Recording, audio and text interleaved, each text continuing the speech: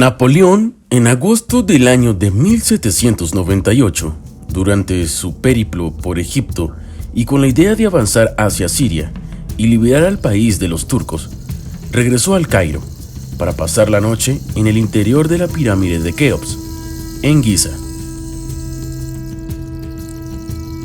Alejandro Magno y después Julio César ya lo hicieron en el pasado, y Napoleón, que era su admirador de sus leyendas, quiso emularlos, durmiendo una noche en esa pirámide. Su séquito, acompañado de un imán musulmán, le acompañaron a la cámara del rey, donde era muy difícil entrar. Todos ellos tuvieron que atravesar los estrechos pasadizos hasta llegar al núcleo de la gran pirámide, y dejando allí a Napoleón totalmente solo, con sus pensamientos durante toda la noche, en el interior de aquel enigmático lugar.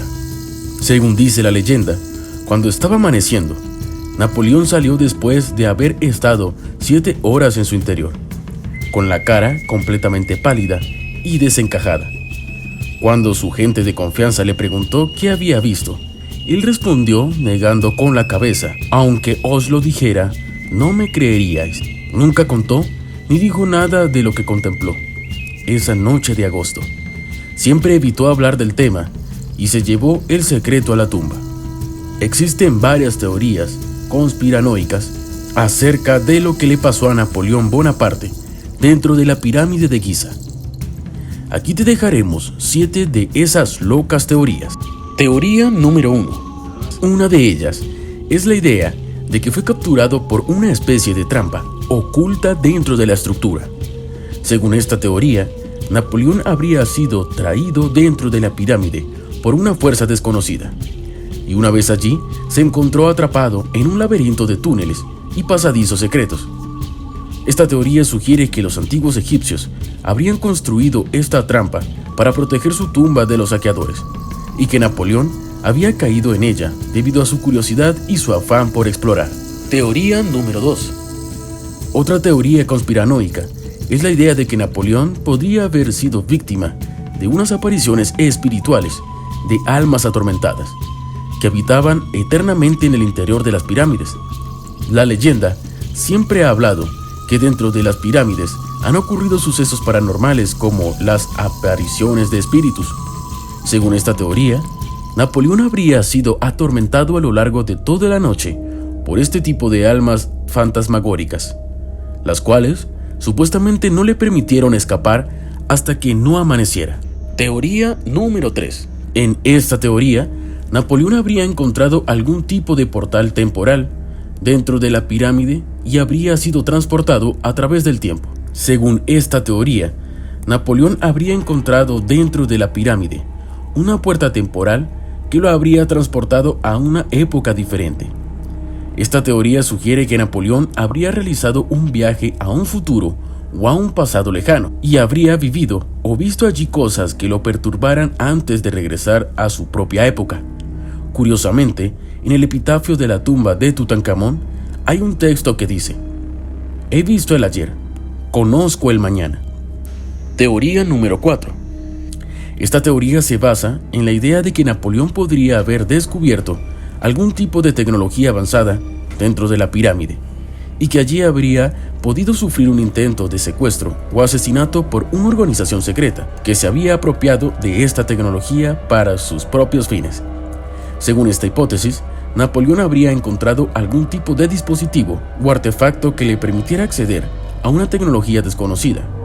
Esta teoría sugiere que posiblemente una sociedad secreta o un grupo de gente poderosa se habrían apropiado de esta poderosa tecnología y habrían podido usarla para amenazar a Napoleón para que no le contara nada de lo que allí vio.